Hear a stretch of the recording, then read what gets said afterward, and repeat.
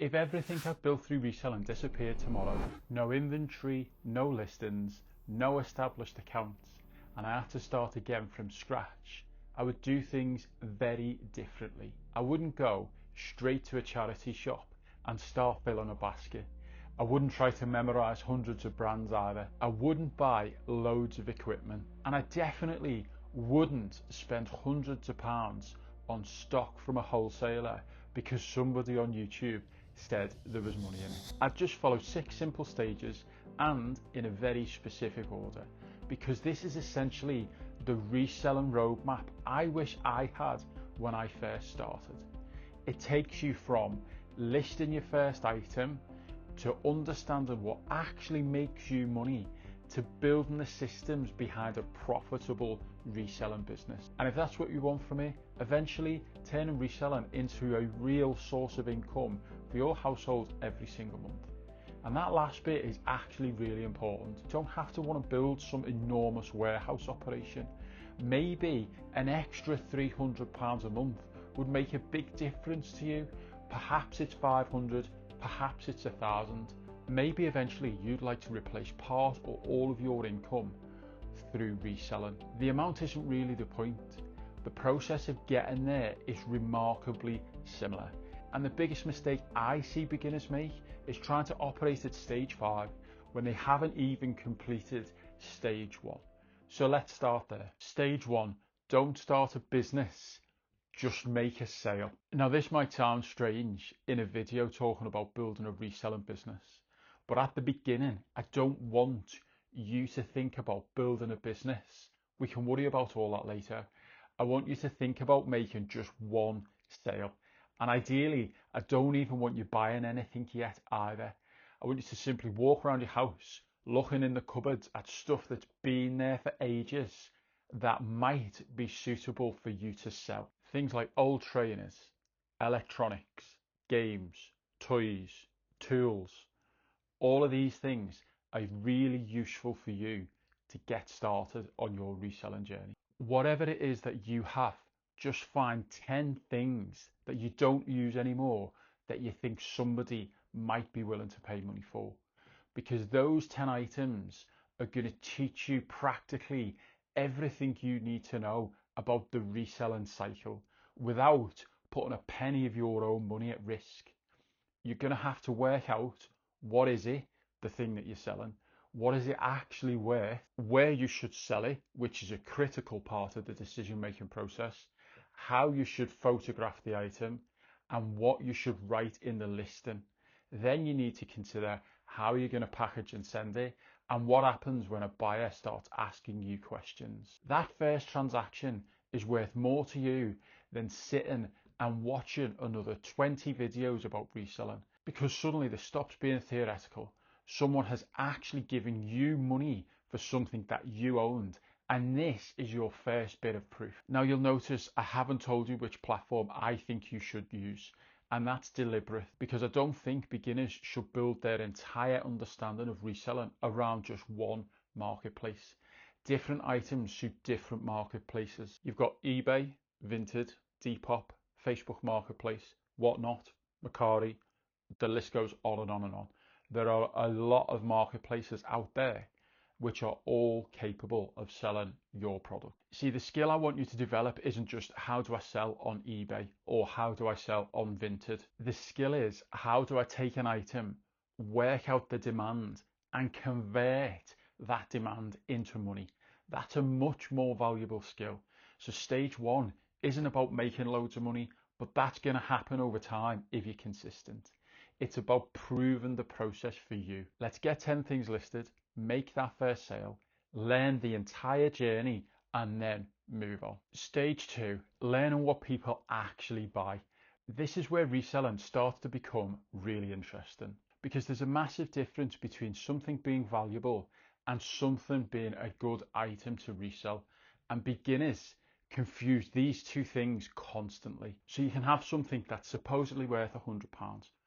But if nobody's buying it, you've basically bought yourself a £100 ornament. Then on the flip side, you can have an item that retails for £100 but resells for £200. And it's as a reseller understanding that demand, which is absolutely key. So before I buy anything to resell, there are a few questions that I want answered. What are people actually paying for it? Not what sellers are asking, what buyers are paying. How many people appear to want it? How much competition is there? What condition are the sold examples in? What will I actually have left after I've paid for the item and all of the costs involved in selling it?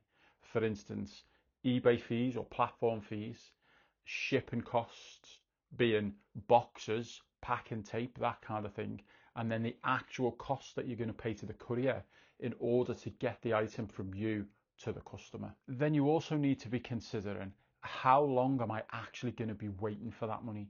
This is where sold listings become incredibly useful at calculating something called sell-through rate. Let's say I'm considering buying a jacket for £15 and I find similar jackets listed online for £80. That sounds brilliant, but then when I check what they're actually selling for, maybe they're really only selling for £35. That's a completely different deal. Then I look again and see that 20 of this exact item that I'm looking to sell are currently available. That is going to have an implication on our sell-through rate. And then when we do our research on the sold listings, we can see that only 2 of those items have sold recently. And now what initially started looking like a really good deal is beginning to look worse and worse and worse. Now let's change the numbers a little bit. Perhaps it only costs £15 and similar ones that you're looking at are selling consistently for £55. And then when you look at the number of items available, you can see that there's only a small number currently listed. And crucially, buyers appear to be purchasing them regularly. In this situation, we've actually got something worth looking at. That's the difference between shopping and sourcing. There's a decision-making process that goes into every item that you are looking to buy. Shopping is basically, I like that, I want it, I'm going to buy it. Sourcing is different. Your decision-making process has to be the numbers behind that item suggest that somebody else will buy it from me for more than I'm paying. Fundamentally, when you boil it all down, that is reselling, and that is sourcing at its most basic concept. And there's another lesson here that comes up when we're talking about sourcing for reselling. Don't always chase the hype products. These products that have got really significant demand right now, but are likely to be a flash in the pan over the course of months or years. That isn't how successful resellers go on to build a reselling business. You might have a small opportunity in which to do that, and that's fine. But being consistent in your reselling and finding items that have consistent demand year round is ultimately going to be the spine of your reselling business. This is what we're looking for. We're looking for consistent hits day in, day out, so that we can start to see, so that over the course of months and years, we can see how much money we're bringing in every week and every month over the course of years. A real life example of this situation happening for me was when I was at an auction near to where I live. A huge auction house runs every weekend, hundreds of resellers go in there, hundreds of customers from different industries. Every single conceivable item that could be sold there was sold. And you can see week in, week out, everyone is chasing after the same thing. Now, if you don't know, with an auction, you also have to pay a commission on top of the hammer price. So let's keep the numbers simple. Let's say, for instance, an item sells for £10. You would expect to pay a commission on top of that sale price. Now, that's really important to know if you ever find yourself in a position where you're buying from an auction house, because it can be the difference between making money and losing money. And what I would see week in and week out is resellers chasing after these demand products and ignoring items that were available which would be consistent. And what I could see is that if you bought these items, you could make far more profit than chasing this one or two particular in-demand items. So one particular weekend I'm there at the auctions and they've got a large homeware and tools section. Don't generally get involved in that sort of stuff. Now I do it differently. I advocate that you should have a niche, and I do believe that you should do that. You just own a particular space within reselling. And one of the things that's actually available through the Couch to 5K is the Outdoor Wear Market Intelligence Report. And this is an example of a really profitable niche. Outdoor wear, being jackets and coats, sells consistently year round, depending on the type and model that you're buying. And it also sells for good money. So that's why it's part of the Couch to 5K. Okay, so back to the auction story. I'm looking around the homeware section and I discover a clear bag filled with locks, brand new locks that have been completely overlooked by everyone. I'd say there's probably 40 or 50 locks in there. Now, you probably don't know this, and I didn't know it prior to picking up that bag either, but locks can actually sell for really good money. We're talking, in excess of £100 for some of them, and contained within that bag were multiple different models of really expensive locks. Now, so many people looked at this bag and overlooked it because it was an example of item that wasn't in demand. It wasn't a sexy product, but it was something that was selling consistently day in and day out across all of these different marketplaces. And so I put a bid in on that item for approximately £30. Can't remember the exact numbers now, but I know it was fractions in comparison to its true value. Won the item at the auction and was able to go on to resell that for in excess of £1,000. These are the real world examples that I'm talking about when we're looking at sourcing opportunities away from these sexy products, these in-demand hype products that all of these other resellers are chasing. I describe reselling sourcing for a lot of beginners as a little bit like a children's football match. Everyone's running around chasing the ball and there's no real strategy in relation to what they're doing. You will find greater success in the long run through getting a consistent product that you're finding week in, week out and can sell for £20, knowing that there's consistent demand and good profit in that item, than getting one, Nike P6000 at the time of recording. That's something that is really in demand at the moment. But I know, and people with experience know, that the market for that particular pair of shoes is going to drop off. And at some point soon, somebody is going to be left with, 20, 30, 40 pairs of that particular trainer and not being able to sell them for a profit. Okay, stage 3, making consistent sales without losing your head. Once you've proved you can sell something and you've learned how to identify demand, now we can start deliberately sourcing inventory. Now, this is where people go completely mad. They sell 3 things, get that little dopamine hit, and now they just go on a spending spree, spending hundreds, if not thousands of pounds, if they've got that available to them, into items that haven't been researched correctly and they're not certain about the demand. Don't do that.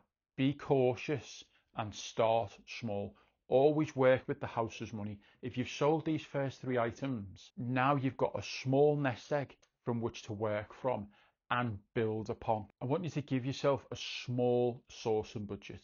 That might be 20, 50, £100. The number itself doesn't actually matter. What matters is that you force yourself to make decisions, because if you've only got £50, you can't buy everything that looks vaguely interesting. With that budget, you're going to have to choose, and it's going to force you to ask this question: which item has the strongest demand? Which item gives you the best return on your investment? Which one am I most confident that I understand? And which one is likely to quickly give you your money back? This is also why I think your first 100 in sales is such an important milestone. Not because 100 is going to change your life, but because by the time you've genuinely made £100 through reselling, you've probably completed the process several times. You've sourced, you've researched, you've photographed, you've listed, and you've sent it off. And hopefully you're starting to understand what has actually made you money. Now you have something that you can repeat, a system, and instead of immediately spending every penny of that money on more stock, start treating it like business capital. Reinvest some, keep hold of some, and start tracking everything that you're doing, because the objective now is no longer, can I make a sale? We already know that you can. The next question is, can you make another sale deliberately? And that's a completely different game. Stage 4, building the machine. This is probably the stage that separates people who occasionally sell things from people who actually build a reselling business. Because eventually finding profitable stock isn't actually a problem, which is probably difficult to comprehend in your position now. Because when I tell you that profitable inventory is actually everywhere, it then introduces a new problem. The problem actually becomes your system and how you're able to process items from the point of intake through to the point of selling to a customer. So the things that I'm talking about here are things like cleaning, photography, storage, finding an item when it sells, packing it, getting off to the courier's office or the in-post lockers, dealing with customer services, recording a sale when that happens, and then doing it all again the next day. And this is where you have to have a system. And that sounds like it's incredibly boring. Good. It needs to be, because it's the boring part of the reselling business that ultimately are going to save you. Having the data in order to be able to go back to serves multiple purposes. One, you're able to review all of the data that you've got from the inventory you've bought and the sales you've made to get a better understanding of what sells and how much it can sell for. The second purpose is for your bookkeeping and accounting.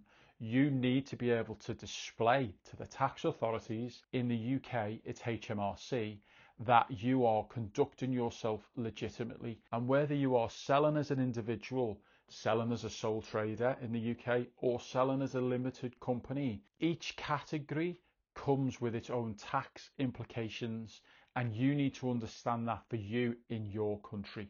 I can't give you those answers, but what I can tell you is, if you set up a system correctly at the start, it's going to serve you from now for years to come. You're going to chop and change between multiple different systems throughout your reselling journey. What works for me may not necessarily work for you. You might choose to do your photography in batches on one particular day that's going to last you for a week, 2 weeks, potentially 3 weeks, depending on the number of items that you're listing. You may also choose to batch a pool of draft listings that you can feed on during the course of the week. I actually recommend that people do that, because you've got to balance the demands of your reselling business against all of the other demands that already exist in your life. For instance, supporting your family, going to work, looking after the house. These are all things that are competing with your attention. Now, the beauty of reselling is that you can do it in such a way where it fits into your life comfortably, and you can do it at times and places that it suits you. You just need to be able to develop the skill set so that you've got a supporting structure, this system that fits into your life correctly.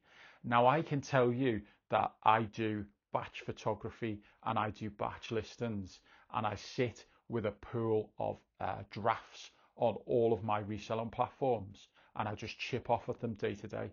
But I can also tell you that that isn't always perfect. And there are some days where you might miss a listing day, and there's some days where you're going to be absolutely on top of everything and feel like you're flying. That is totally normal. So the best bits of advice I can give you right now when you're just starting is to consider a few of these things.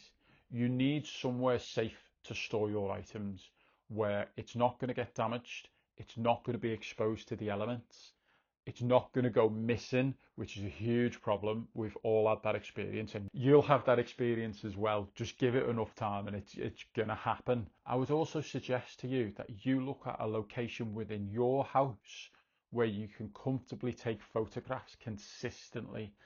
Ideally, all of the items that you photograph should look relatively consistent. If you're listing jackets, they are consistently photographed on the floor, which is perfectly fine for you to start, or perhaps they're on a hanger, just hung off a nail against a clear, plain background. That's absolutely fine. Consistency across all of your photographs and across all of your initial thumbnails will make your store look a lot better than the competitors. And this is one of the things that you need to understand about standing out against the competition. Now, with all of the systems that you put in place, as you gather more experience, you're going to realize that some things work well for you and some things don't. And it's important to be aware of what is causing you problems within your business. For instance, finding an item like we've already spoken about. If you're getting anxiety every time a sale comes in that you're not going to be able to find the item that you've sold, I'd suggest that your system for storing items isn't working for you currently. Now, the best way that we can do this is actually using a spreadsheet, and we just create what's called a SKU. It's an individual reference number for every single item that you've got in your inventory. And once that item's sold, it can be removed from one spreadsheet into another tab on the same spreadsheet, and it's just all of your sold listings there. That allows you to keep track of the inventory you've got and the total value, which is always nice to look at, and the total amount of money that you've made across the day, week, month, year. Another thing to consider is what questions the buyers consistently ask, because you might be able to improve your processes in order to reduce the number of questions that are coming into you. For instance, if a buyer is consistently asking about the sizing of an item, it might be worth you getting a tape measure and measuring the items and displaying that within the photographs. That ultimately is going to stop you from having to go to the storage box, get the item out, measure it, and then send that information over to the potential customer. Instead, it's far better to just put that information into the original listing. That's going to reduce the amount of time that you've spent having to deal with that customer services inquiry. Stage 5, stop counting sales and start counting your profit. This is where reselling starts to become a real source of income. And there's a massive mindset shift involved, because revenue is exciting. You get a notification of an £80 sale, another £60 sale, another £100 sale, and that feels brilliant. But sales are only income. Let me explain. Let's say I sell something for £50. If I've paid £20 for it, I'm only looking at £30 in profit. Then we have to consider our expenses, as in shipping costs, and also the tax that's due on that money. And so when we've gone from a position of a £50 sale, we take away our £20 cost of goods, we're left with £30. From there, we're looking at least 20% tax, let's say, just to keep it as a round number. We're knocking off 6. We're now in a position where we're looking at £24 of actual profit. Net profit is what it's actually called, is coming back to you. And so understanding your numbers and what each sale means for you is really important when it comes to trying to figure out what is the total amount of money you're looking for as income coming into your household from reselling. Let's say, for instance, that you're looking at making an extra £500 a month. If your net profit is £20 per item, then you need to make roughly 25 sales a month in order to hit that target. Now, that's actually less than one sale per day, which is really achievable. In fact, I'd say it was easily achievable for most people. If we're looking at £1,000 using the same maths, then you're looking at around 50 sales in a month, which is a little less than 2 per day. Now, this is important. What we've done is taken it from a wish of I would like to earn an extra £500 a month into a series of actions that look a little bit like this. I need to source 2 items every single day that are going to make me £20 per day. Then I need to process those items, which by that I mean get them ready for the next stage, which is photography. Then I need to photograph those items, and I also need to prepare listings for both of those items. Not only that, I then need to complete sales on both of those. Now, these sales don't have to come on every single day consistently. In fact, my experience suggests that it won't look like that. You might have several days where you don't get any sales, and then you'll have a Saturday or a Saturday and a Sunday where you'll get a flurry. You're looking for an average across the board. You're looking for an average of 2 sales every single day in order to get you to your desired objective, which in this case, the maths that we've done here, is £1,000 a month. I hope that by breaking these numbers down like this, it allows you to see just how achievable it is to hit your target of £1,000 a month. And so what you need to do now is go away and ask the question, can I actually source enough inventory in order to be able to support that? Can I process enough inventory? Can I list enough inventory? And have I enough time in my day in order to be able to make it to the courier office or to the in-post lockers in order to be able to service those customers? And so this is where effectively your business becomes a set of dials. You can increase the volume or you can decrease the volume depending on your individual circumstances and time constraint. You can also look at sourcing items that are going to give you more profit as opposed to less. I would suggest that you set a minimum threshold of £20 profit per item. Let me explain. You will see, if you do enough research on social media, that there are plenty of people out there that are chasing £3 items. And I'm going to destroy that concept straight away, because the desire for you to want to list a £3 item is far less than wanting to list a £100 item. If both of those items were in front of you, I know, because I've been there, that's exactly my experience as well, I would list the £100 item first, because no one's really all that bothered about the £3 item. Although it's still profit, you will always be motivated to list that higher item. But here's another way of considering this. You have to invest a certain amount of time to do that. And it's not just the sourcing, it's not just the preparation, it's not just the listing, it's also the service from the customers, i.e. sending the items out and managing the customer service. So when you consider all of those actions that are going into every item, you can quickly see how that money starts to be getting drawn down. And so this is why you need to set a minimum number that you are happy with working towards. Now, for some people, it's less. Some people feel comfortable dealing with £10 profit items. For me, I've never felt that way because I don't think that it gives you enough of a margin from which to work from. My personal margin is £25. And so if I go out and source a pair of trainers and there's a defect on them that I've missed and didn't realise was there, usually I've got enough leeway, if you like, in order to be able to still sell that item for a small profit, and I don't actually make a loss. This is the difference between a £10 profit item and a £25 profit item, because if you've bought the £10 profit item and you're in the same situation, it's likely that you're now going to find yourself in a position where you lose money. And the number one rule that I teach people is we are not here to lose money.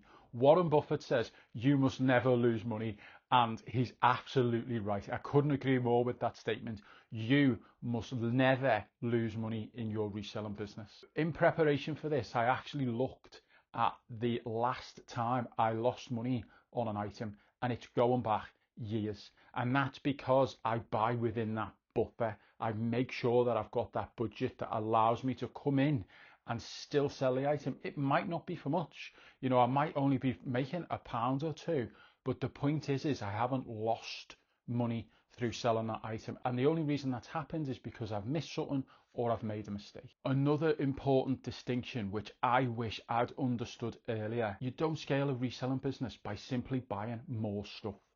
That's not what it's about. You will end up in a situation where you've got a death pile. And by that, we mean a huge pile of inventory that has not been listed and you don't really have a desire to list it either. Stick to your numbers, build your spreadsheet out early, and make sure that you understand what's selling for you and what's not. You need to build that habit of going back and looking at the data and looking at the sales data, which you can find on eBay, in order to fully understand whether you should be buying this item or whether it's best left alone. When you're first starting out on your reselling journey, I recommend that you reinvest as much of your money as you possibly can, putting a small amount aside for tax. There's a number of bank accounts that offer the option of creating pots. I personally use Monzo, and they have a separate pot which sits outside of your current account and isn't immediately accessible for you. And then when the sales come in, I just put a little bit of money aside from the profit in order to cover my tax. That's a far better way in which to deal with your tax, because you're not going to be looking to find that money at the end of a tax year. Once you've built your reselling business to a certain point, there's going to come a stage where you're starting to think about paying yourself money, and you should do that. That is the whole point of this. But I would suggest that you do it incrementally over time, so that effectively you don't starve the business of the oxygen it needs, which is the capital. If you quickly start hammering it with hundreds, perhaps even £1,000 per month, when it's not ready to sustain that, you're quickly going to find yourself in a position whereby you've got a cash flow problem. So it's far better to start low, build up, build some cash in reserve, and recognize that you can continuously tick over with your reselling process that you've built out for you, and you're accruing cash, which is going to allow you to start to withdraw money without necessarily hurting the business. Stage 6, I call this scaling the part that works. The way I teach my coaching clients is that they should look at a specialist area of knowledge that they already have. Now, that, for instance, could be they're really interested in football, and so they would recognize a vintage football shirt from a mile away and also appreciate its value. It could be that someone's really into streetwear and they recognize that these particular streetwear pieces that they're seeing have exceptional value and they're able to sell it well. It could be that you're really into electronics, and caveat, you are capable of fixing them, because you will find yourself doing that a lot in the reselling space if you get into electronics. If you do understand them and are capable of fixing them, it can be incredibly profitable.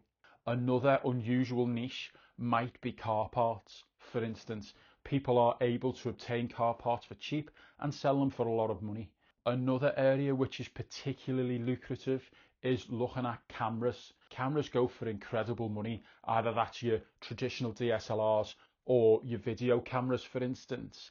If you've already got an area which you are interested in, you are much more likely to appreciate the value of that item and excel in that field.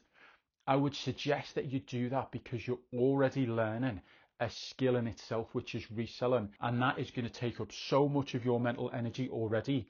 To try and learn reselling and a niche on top of that can quickly become mentally exhausting, and actually is a real challenge to try and do both at once. It's far better to go, I understand X niche, whatever it is. In this instance, it's car parts, and so I'm going to apply my car part knowledge, and I'm going to learn reselling, and I'm going to take that knowledge to go from one to the other.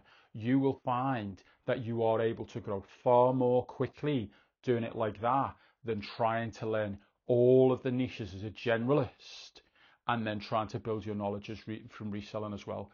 That's not to say being a generalist is bad. A lot of people are out there and do that.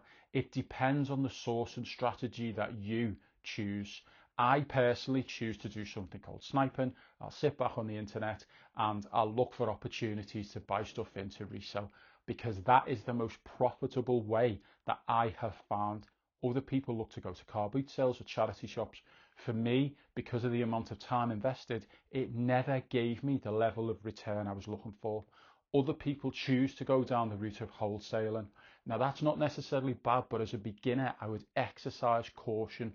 I speak to a lot of people who are in the position of saying, I spent £300-400 on my first wholesale order and what I got sent was junk. And the worst point about that is they invested all of the available capital that they had in order to get started. They are now stuck with stock that isn't going to move for them. It's far better to be selective and cherry pick the items that you want to buy in to resell, knowing that you've got control over the amount of stock that's coming to you and the profit that's going to come from it. Now, that's not to say that you can't eventually branch into wholesaling, and I would suggest that you probably should do that, but this is what I was saying at the start of the video.